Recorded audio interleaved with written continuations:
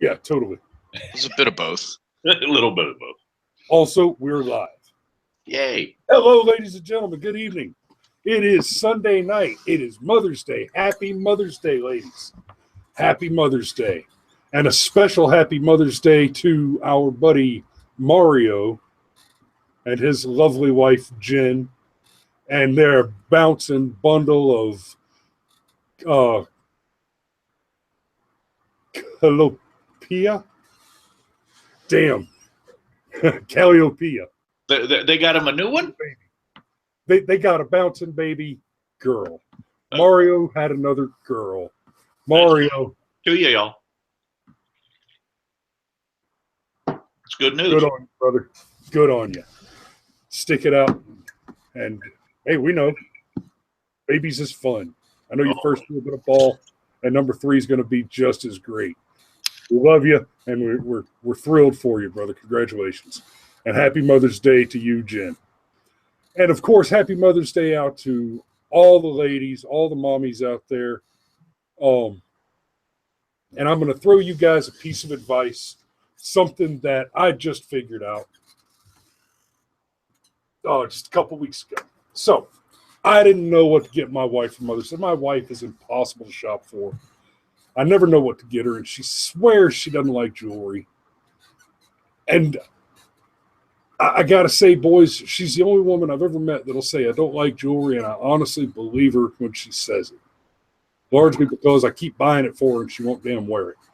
So I was watching TV with her the other day, and for those of you who know me, you know that the way that works is the television's on, somebody else is watching, I sit down, and it doesn't matter what's on because I'm going to fall asleep. Yep. So I sat down to take a nap, and my wife was watching that British baking show. And the old British woman was talking about making some kind of a candy topping. Hey, Gandhi, what's up, brother? Good to have you here. Happy Mother's Day to you and yours. But we're watching, and the old British woman's making candy, and she pulls the spoon out, and she looks at the handle, and there's a candy thermometer built into the handle. And my wife lost her shit. She said, "Oh my God, that's cheating." She freaked out about it. She was... And it was that moment that I realized that's it. Not just that my wife needs a candy thermometer in a spoon that will encourage her to use the new toy and make more candy, but that's how you buy presents for women. You just wait till they lose their shit about something, you buy it, and you hide it until an occasion comes around. So she did that. I surreptitiously ordered it from Amazon on my iPhone and went promptly to sleep. And it worked out great. And then since the mother-in-law is in town, and I love my mommy and my mother-in-law and my lovely wife, I went ahead and got them a couple of dozen chocolate-covered strawberries, and those went over correctly. So, boys, that's what you do. Pay attention to when they just lose their shit over something, buy it and hide it. I don't care if you hide it for a year. Buy it and hide it. Yep. That way, when it's time to buy a present, you don't have to think about it. Simplify shit.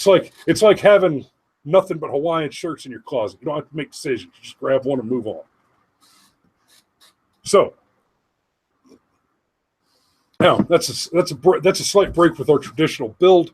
I would usually try to get the topics and everything mentioned in the first 30 seconds for SEO purposes, but fuck it. We'll have enough people in the audience tonight.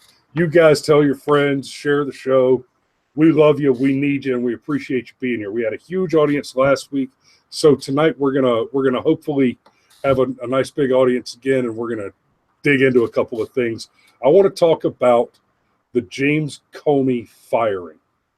Now, instead of me ripping off on my usual monologue, I have some insights, my understanding on how certain things work, like emails. And I'd like to start, Cameron, Steve, tell me a little bit about how you understand what Comey has done.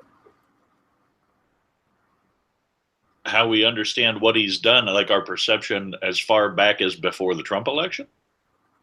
Yeah. So, okay. Well, before Comey's announcement after the tarmac meeting, before he came out and gave us a full list and a just damning indictment of Hillary's crimes, and then said, but never mind. He was well thought of on both sides of the aisle. He was generally well thought of. What happened? Where'd the compromise happen? In my eyes, it happened as soon as he said, yeah, she's guilty of all this stuff, but we're not going to charge her. That's where a lot of the public opinion shifted. But I'm not entirely sure exactly where you're headed, so I'm not sure I'm even reading the take right on. Well, okay. Did he get bought? Did he get threatened? Okay. If we're going to put on our tinfoil hat, then... Yeah, let's put on the tinfoil hat for a minute, and then I'll dig into some of the more important evidentiary pieces that we need to deal with. Well, my initial tinfoil hat would revolve around stories about some of Bill Clinton's mistresses and how when it looked like they might go public, people would follow them around and say, hey, that's a cute dog you've got right there. Be a shame if it got hit by a car and stuff like that. People finding, their pets with their necks broken and stuff like that. So tinfoil hat, Comey has grandkids, and somebody said, it'd be a real shame if your grandchildren got their arms broken. That's if we're going to put on the tinfoil hat, because we're talking about somebody where the right and the left described him as a cop's cop, law and order every time, very much a classical law enforcement officer. Well, how do you get to somebody like that? You have to make it personal. So was Comey bought? Was Comey in on anything? I doubt that. But was Comey manipulated? Well, maybe. See, and you know me, I love a good conspiracy theory for pure entertainment. I love to read them. I love to chase them down the rabbit hole because it's entertaining. But as far as buying into something, I'm just not that guy. But with all of this, Comey has spent a long career in the law, and then suddenly doesn't understand apparently what gross negligence is, and then argues for the absence of intent, even in the face of overwhelming evidence to intent. That's the thing that made all this so hard to swallow for me. Well, there's another side to that, and you don't have to go quite so deep into the rabbit hole. Yes, we think of the Clintons as mean bullies that do whatever they need to do to get ahead, but it could just be that Comey was up the creek and he didn't have a paddle, and he was like, well, I could charge her, and then that could be the reason why civil war breaks out in this country. I could charge her, and then we end up having to declare martial law because part of the Democrat base is going to go apoplectic. I mean, what if stuff like Berkeley happened on a national level? Right, that's what I was about to say. It's not hard to believe that if Hillary were indicted or if Obama were impeached, something like that were to happen, that it's not hard to believe that would plunge us into a civil war, especially in light of recent events. I mean, it's become plainly clear that the political left in this country is not only capable of extraordinary violence, but they're actively interested in it. They're seeking out excuses to do violence. That's the whole reason for phrases like microaggression, the hard work that's being done by American academia to conflate the idea of violence with speech, so certain words can be treated the same as pointing a gun at somebody. We've seen clear evidence of that. The Berkeley riots, the Battle of Berkeley, the Black Bloc on Inauguration Day, blocking freeways. This stuff's happening in it, and let's be real. The active application of violence by the modern left has been going on essentially since the initial election of Barack Hussein Obama. It began with Occupy Wall Street, when they were conducting economic terrorism in the United States. Now, let me be clear. I am not accusing protesters who set up tents and rape each other and do a lot of hard drugs to protest Wall Street of being perpetrators of violence against the national interest. But the same movement also established blockades, shutting down shipping ports in Oakland, California. And that is an act of war against a nation. And that act of war being committed by citizens of that nation is tantamount to treason. Imagine if a foreign nation had taken maneuvers, i.e., placing naval vessels to prevent trade ships from entering our ports and harbors. How would we treat that? We would blow them out of the water. So why do we tolerate it when it's a bunch of dirty hippies that are blockading trade into our nation? The only good answer I have to that is, like Cameron said, that same problem on a national scale. They're not prepared to deal with it.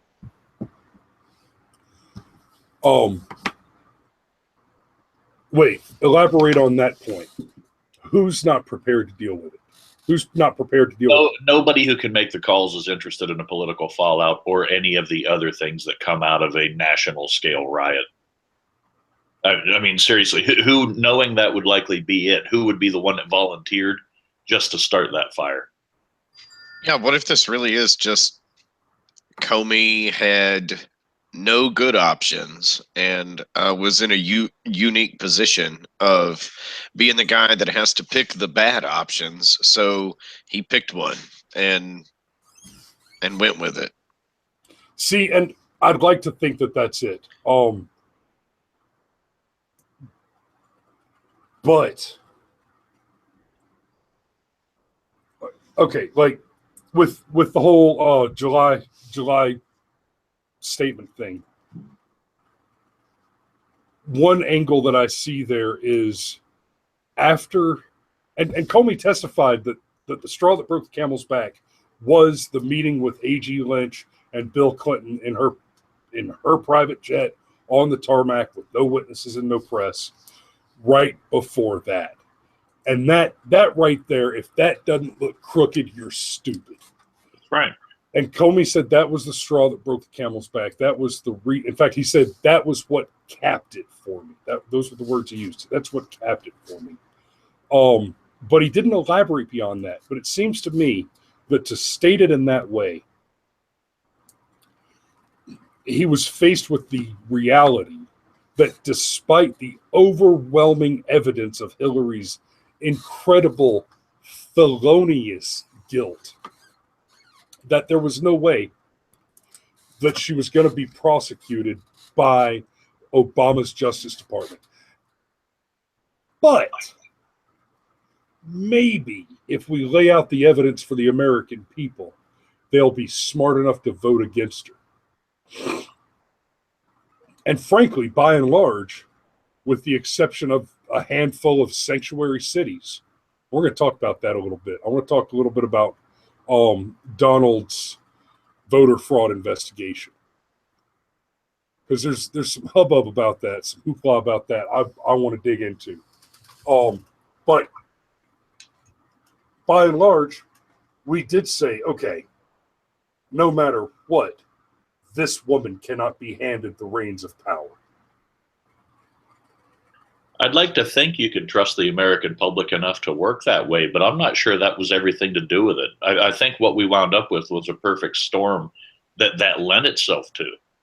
But I don't think that was a strong enough effect to have really swayed everyone against her that much. I think that there were a lot more important things at stake, so to speak, than just that bit. I say that bit of story, but essentially that bit of background versus everything else that the nation was concerned with. I don't see it being that pivotal. It could have been what kind of turned a close race, but I don't think it was the biggest impact on the election. No, I would agree. I don't think overall it had the biggest impact on the election. I'm not going to say that it didn't have any impact or that it didn't even have a large impact, but to say that it was the thing that swung it one way or another, I mean, I just don't believe, because if you go back and you look at the election, the Democrats had a ton of enthusiasm on their side for Bernie Sanders, and Bernie Sanders was not the nominee. The Republicans had a ton of enthusiasm on their side for Donald Trump, and then Donald Trump became the nominee. And even people like me that were not the biggest Trump fans initially got on board pretty quick, because at least it represented a chance for a quote unquote real outsider. And then when you couple that with the fact that Donald Trump campaigned 7 days a week for a year straight, and Hillary Clinton did not. I mean, Donald Trump was in Michigan. He was in Minnesota. He was in Ohio telling these laid off factory workers, you know, you're going to start making steel here again. You're going to start mining coal here again. You're going to have your jobs back. And Hillary Clinton did not go to those towns and make those same promises. So a lot of these blue states flipped for Donald Trump. So no, to suggest that, you know, what Comey did is the thing that broke the election. It's no, Hillary Clinton broke the election. You know, and from a traditional standpoint, Hillary Clinton should have smashed Donald Trump. She's got every advantage and he's got every disadvantage, but she didn't exercise any of those advantages, and she did not become the president. So what I would say, though, Chris, thinking about it that way, I think what we saw out of that and the effect that Comey's statement, any of that reveal, did have on the election, I think is less an incitement of the American people to vote against her and more an indictment of the higher echelon of law enforcement.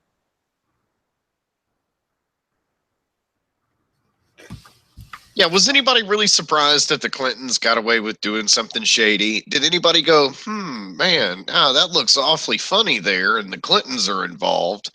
No, nobody said that. No, you get used to it after a while. Yeah. Right.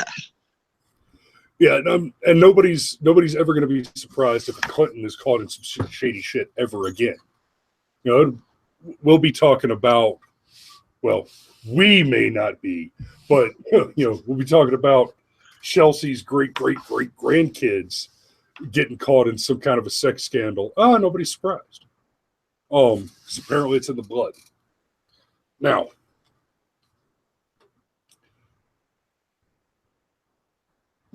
rather than keep beating that horse,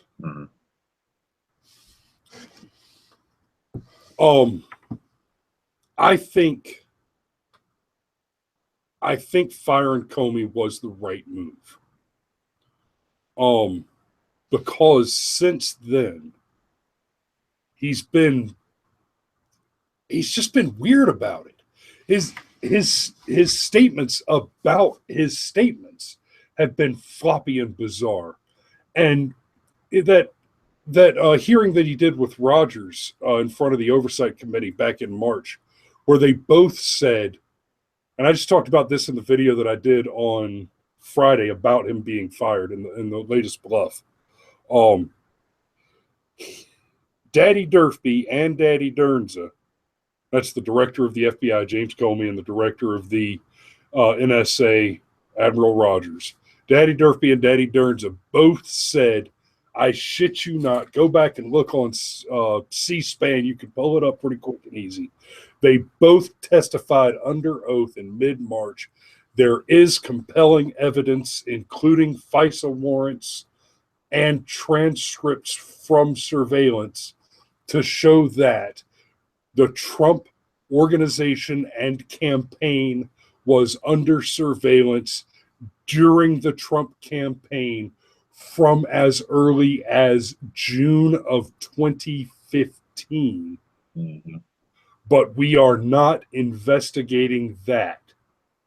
And then in the same hearing, they both testified there is no evidence linking Donald Trump and the Russians in collusion to interfere in the election. But we are investigating that. So you have a pile of evidence of one thing, of one crime. Right. You have a pile of evidence of a crime, and the Federal Bureau of Investigation is not investigating it. You have no evidence of a thing which is not a crime. Because let's be very clear. Unless somebody is going to lay allegations against Donald Trump or his group, and I don't mean New York Times doesn't count. Okay, your mainstream media outlets that say they think something happened, that's a far damn cry from a prosecutor or an investigator alleging crime. There has been no allegation, charge, indictment. There's no assertion that a crime was committed by the Trump organization. And furthermore, if the Russians, independent of collusion with any U.S. group, did assert influence to alter or interfere with our elections, that is not crime. Right. That is the force of a foreign power exerting its will, exerting its power out into the world. Our nation, and I'm not saying it's right. Yeah, unethical does not mean illegal. There's a big damn difference between what is right and what is crime. Yes. And so for the Russians to have interfered in our elections is not different than Barack Obama sending instigators and money to try and interfere with and get Bibi Netanyahu's opponent elected in Israel a couple years ago. You know, you talk about how long Donald Trump has been under investigation, and that's something that I just wanted to circle back to briefly. I wanted to ask a question about that. Excuse me for asking this so crudely, everybody, but how far up your ass does the doctor have to stick that little instrument to find out if you have colon cancer or not? Because at this point, metaphorically speaking, the probe is coming out of Donald Trump's mouth. I mean, he's been under investigation by the FBI freaking I for almost 2 years, and they haven't found all that much on him. You know, maybe that's just because there's not a lot to find. And let me correct something real quick. He's been under investigation.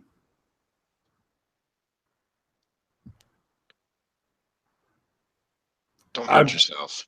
I'm made the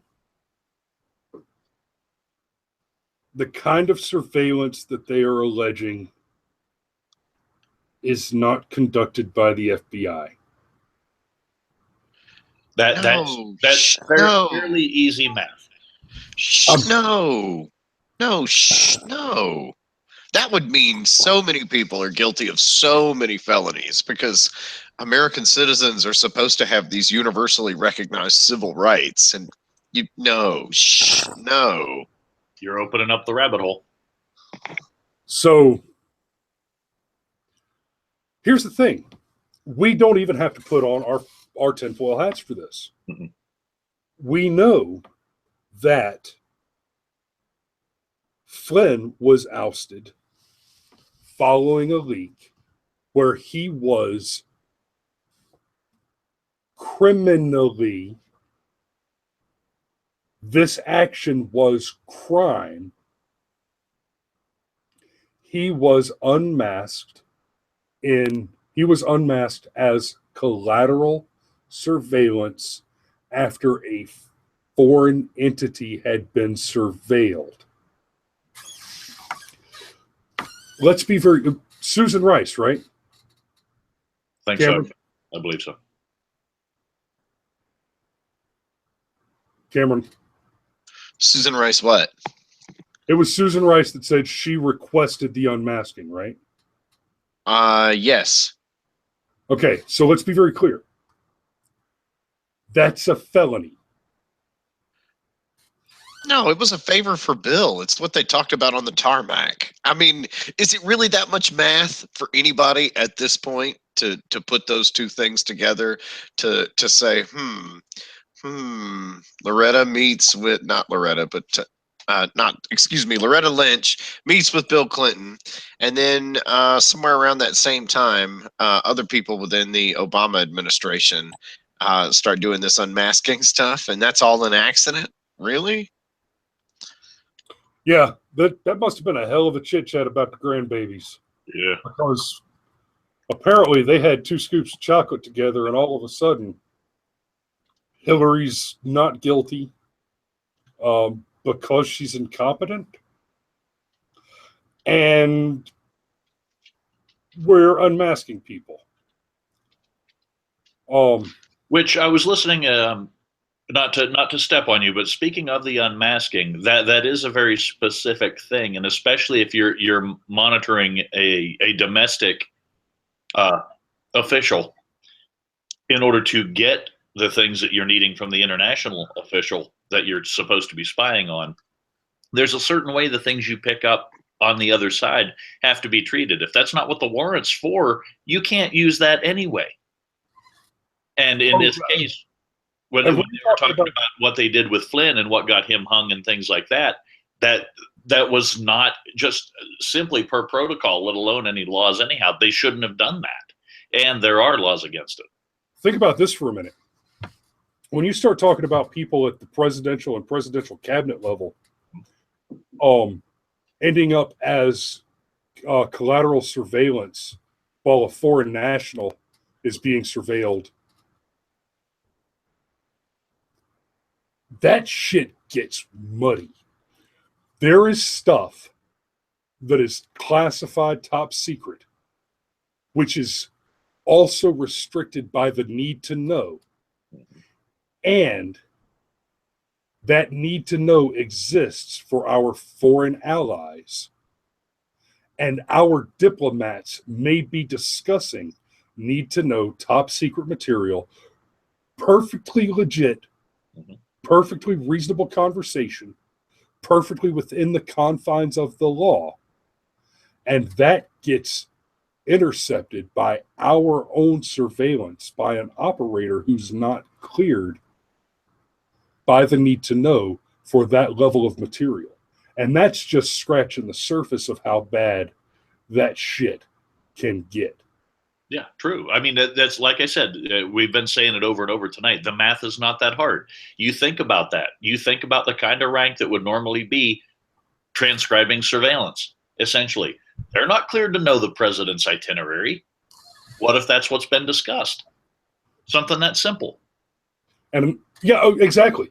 And it would be perfectly reasonable for Mike Flynn to tell the Russian ambassador over the phone on a secure line that the U.S. president will be landing in XYZ airport at this time. Make sure your delegation and armed guards for his personal security are available to escort him to his secure, well, whatever. That's a perfectly legitimate conversation, perfectly reasonable conversation, perfectly within the confines of the law, and external to the need to know of the operator surveilling the conversation. That shit gets tricky. Well, not only that, but let's just take a step back and ask the really basic question here. You know, if you are meeting with ambassadors and foreign nationals and you're doing your job properly, I mean, don't you eventually have to discuss things that are technically classified, things that could be disastrous for your country and the other country if they were public knowledge. That's why you have these meetings above board, but you don't necessarily disclose every single thing and how it's said and why it's said and so forth and so on. I mean, I guess my point is, like, Reagan met with the Russians in the 80s, and he set up some conditions about it. And then he went to Moscow and met them there because he was trying to move us away from the Cold War and possible nuclear war. So what? Reagan was colluding with the Russians by doing his freaking job as the president during the 90s. There was a kid in Seoul, not Seoul, in Sri Lanka that was going to get caned for tagging some cars with some spray paint. And Bill Clinton went to Sri Lanka and was like, look, you're going to whip this kid 6 times with this cane. Can you at least cut that down? And again, here's a president acting on behalf of America or an American citizen or whatever. So presidents and are people, and administrative officials are people, and they talk to other people, and they're going to have certain conversations if they're doing their job. So at what point do we all say, guys, this is madness? I mean, what, Jeff Sessions met with a Russian ambassador at the Heritage Foundation and discussed a commie plot at the Heritage Foundation? That is a comedy plot. Yeah. Yes. Yes. My slur and your turn of the phrase. Well done, sir.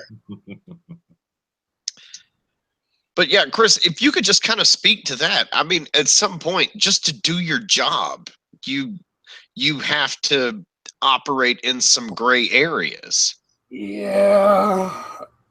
Well, the main thing is, I wouldn't even say something like that is a possibility happening. It's a likelihood he's going to discuss things that aren't to be public knowledge anyway, even just simply out of the private conversation between 2 individuals, let alone a matter of national security on either side of the coin. It's not a stretch to think that, and it's not a stretch to think that even the people prosecuting the guy who's been surveilled,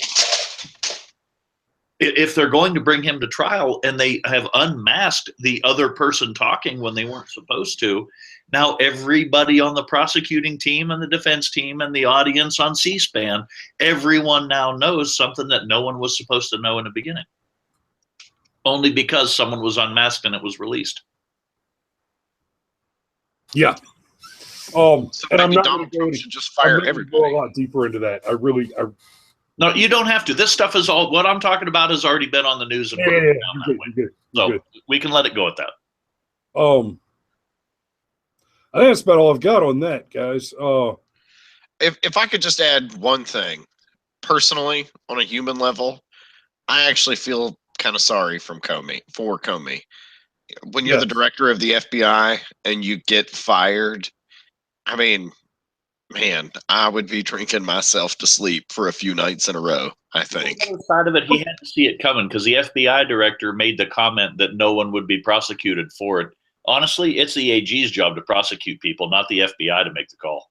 So that was kind of silly anyway. And that's a great point. He overstepped his authority when he said when he made a public announcement advising against prosecution. He overstepped himself with that. And Lynch's call. That was kind of that I think, I mean, obviously that was kind of the beginning of the end. But let me I do want to say this about the whole Comey thing. His being fired finally was a mercy killing. He probably found that to be welcome news, because he has been on the hot seat from both sides with universal scorn over the whole Clinton thing. Right. And then the last thing I want to say about it, and you guys might want to take a shot at this too. I mentioned earlier that with the whole Russia thing, there's not a crime. There's no allegation of a crime here. So we keep hearing the left talk about a special prosecutor. That only happens. That can only happen to investigate a crime. Yeah, that's what when they said Comey was excused and that was a problem, that there should be a special prosecutor assigned. They are already indicating that a crime has been committed and is being investigated, and that's never been stated. That's absolutely correct. Right. And there is no evidence. Show me the evidence. Show it to me. Yeah, if he did it, he did it. Let's see the stuff. Absolutely. Yeah. Okay, and for real, so some of the left is saying that Comey was getting close to the truth. Comey was getting close to the truth. Okay, let's say you're playing Clue, and for everybody that was born after 1985, Clue is a board game where you solve a murder mystery. So let's say you're playing Clue. Also, one of Tim Curry's better films. Right. The point of Clue is you're trying to solve a murder mystery. You have to guess the weapon and the person and the room that it was committed in, and that's basically how you win Clue. So if Comey is playing Clue and he's trying to figure out, what happened, and he thinks that Professor Plum did it with the candlestick, but he's not real sure if it happened in the library or the kitchen. How hard would it be for Comey to tell somebody else, hey, I think Professor Plum did it with the candlestick. I'm just not real sure if it happened in the kitchen or the library. And Congress could subpoena Comey and ask him all these very same questions under oath. And he's not the director of the FBI anymore and can't hide behind certain things anymore. He's already bent himself over backwards testifying under oath. He certainly doesn't want to catch a perjury charge. And my point is, if Comey was getting so close to something, how hard would it be for him to communicate the thing that he was getting close to the hundreds of FBI agents at this point that had to be involved in that investigation? That's true. Furthermore, if Trump is so powerful that he can orchestrate this massive plot with Russia and he can fire FBI directors and he's just basically a dictator and none of us have caught on yet, what's the special prosecutor going to do? I mean, really, if Trump controls everything and he's the puppet master, what is a special prosecutor going to do?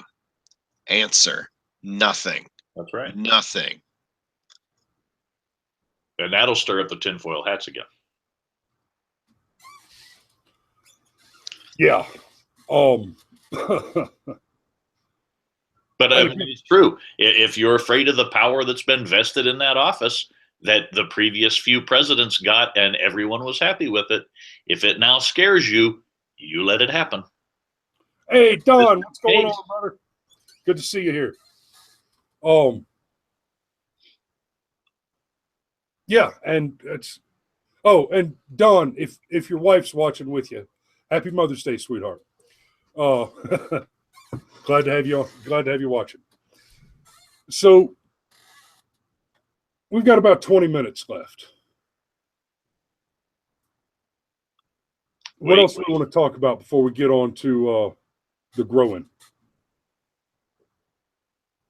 I don't know. The only thing I've experienced yesterday was an automotive drifting event yesterday, and that took up my entire thought process most of the weekend. So I'm a little behind on my news cycles.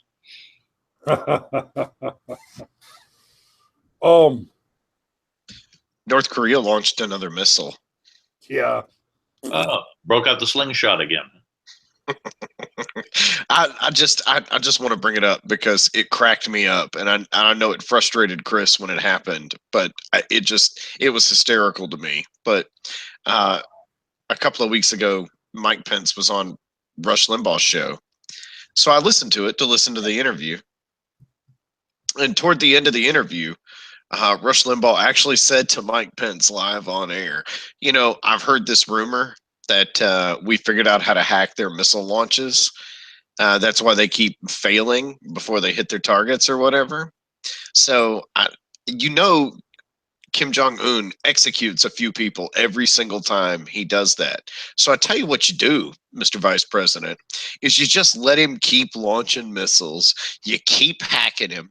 and let him keep shooting his own engineers every time it happens, and the North Korean nuclear problem will take care of itself. Yeah. Fair assessment. And Mike Pence got extremely uncomfortable. It was, but it was funny. Because, you know, we don't live under a dictatorship, and you can actually make fun of our leaders because we don't live under a dictatorship. We don't. But Pence got real quiet. So the problem is, if we're actually already doing that shit, we don't want to talk about it.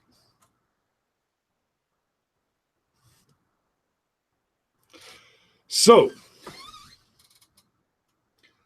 guess what time it is? What time it is? It is time for heartwarming stories of death and destruction. Yes, ladies and gentlemen, it is time for the White Hats Matter segment. And thank you, Don. I'll tell Felicia that y'all said hey. Love you guys. And here we go. Heartwarming stories of death and destruction. And ladies and gentlemen, I want to go ahead and start this up. Start sending stories. When you come across good stories, good news stories about armed citizens taking out bad guys, send them to the show at brushfiremind.com.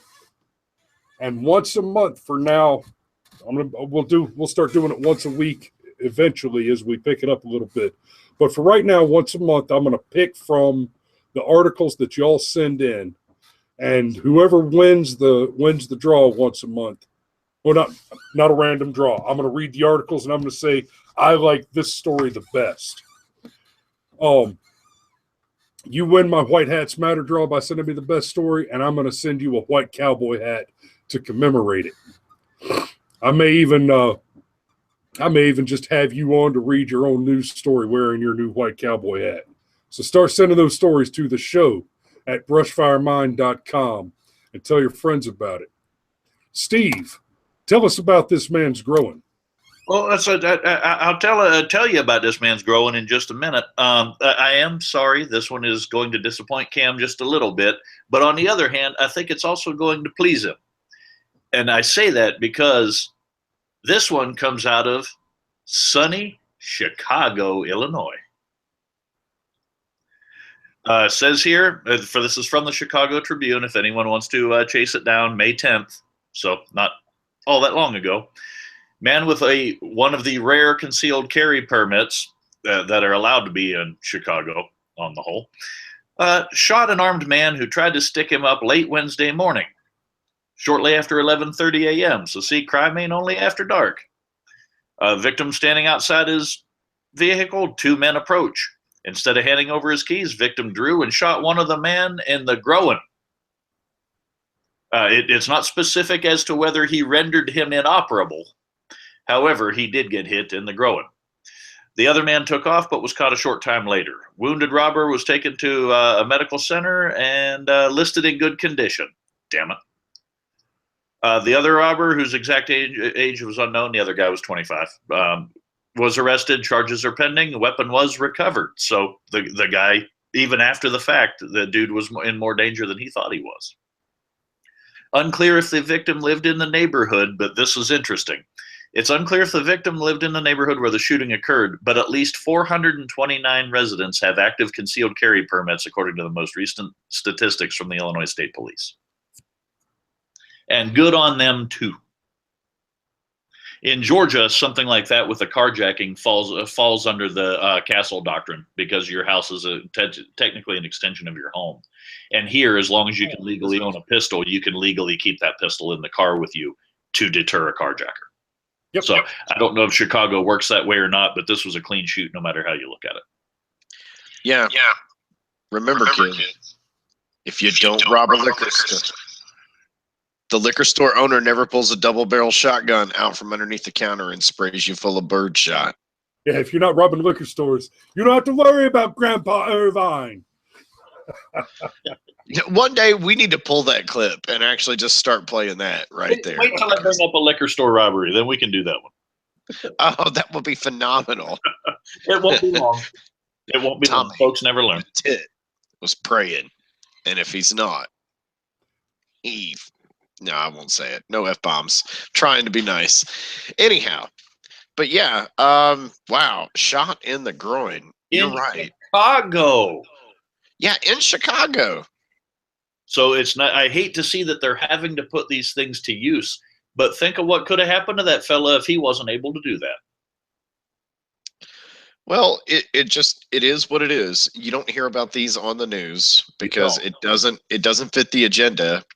But here we've been doing this segment for several weeks now, and it has been easy to find fresh things that happened in the past couple of days. Yeah, it's two or three of these a week on a low key basis. I mean, I could probably dig harder and find upwards of 10 that have been reported, and there are probably 10 times that don't go reported because somebody draws, nothing happens, everyone runs away, and there's no story to have, and they don't report it.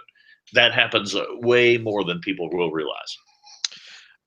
My father has told me somewhat humorously and somewhat seriously that if he does not want to chase a perpetrator, he just racks his shotgun because they get down on the ground in a great big hurry.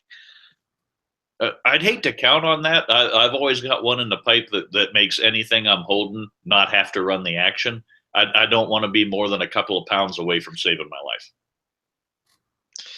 Yeah, and I appreciate that, but a part of why we do this segment is there is a psychology behind self-defense and owning a firearm or really any weapon. So I think bringing that up and acknowledging it, like, I mean, no matter who you are, where you are, you hear a shotgun action, and you're going to be very still. Or I mean, if you have a brain, where the shooter is, and you can shoot first. That's OPSEC, man. That's if you're already loaded, your voice will tell them what you need them to know. That's just my philosophy.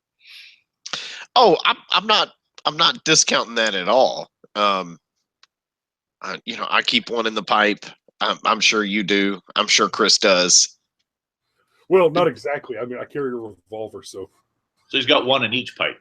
I also carry a revolver, but I wasn't going to get that detailed in it. So yeah, exactly. I have one in all 6 pipes. That's correct. The way you don't have one in the pipe is if you left one out.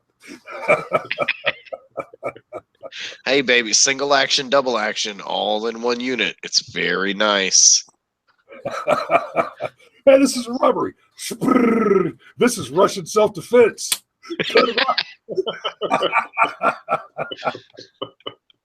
Yes, but don't talk about Russia, please. God knows we might be part of the conspiracy as well. Good, we need the ratings. In Russia, we rate you. I'm sure they do. In Mother Russia, road forks you. I love those jokes. Did those come from Family Guy? Is that where those started from?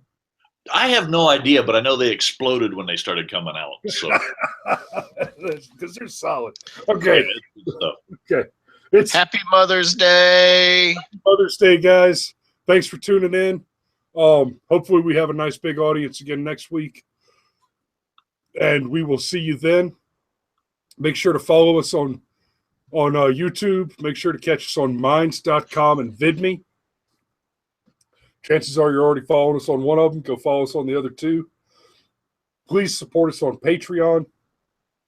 Start shoving us some feedback. Tell us what you want to hear about. We do fact-finding as well. This doesn't only have to be current events. We want something our viewers want to know, and we will pick stuff apart. Give us some feedback. Tell us what you want. And start making requests. Send us letters at the show at brushfiremind.com. That's all one word, the show at brushfiremind.com. Just beware. We may completely disagree with whatever you choose to send us. That could happen. Yeah, totally. We've been doing this long enough. If you've seen enough episodes, you probably know where we're going to fall on most issues. Most. So until next week, ladies and gentlemen, remember, if you build a man a fire, you'll keep him warm for the evening. But if you'll set a man on fire, he'll be warm for the rest of his life. Amen.